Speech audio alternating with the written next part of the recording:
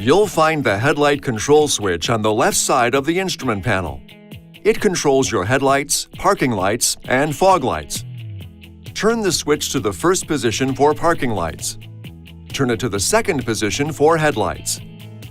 You can also set the switch to the auto position, which automatically turns the headlights on or off based on surrounding light levels. The dimmer control switches adjust the brightness of your ambient lighting, instrument panel backlights, and interior lights. With the parking lights or headlights on, or with the switch in the auto position, rotate the dimmer control on the left to adjust ambient lighting. The control on the right adjusts your instrument panel backlights. Rotate the instrument panel dimmer all the way up to the first position to put the interior lights into daytime mode.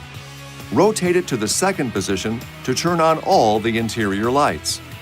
Rotate to the bottom position to disable the interior lights and set the backlights to their lowest dimmable setting. To activate the front fog lights, turn on the parking lights or the low-beam headlights, or put the switch in the auto position and push in the headlight control switch. Push the headlight control switch a second time to turn the fog lights off. This video is not intended to take the place of your owner's manual.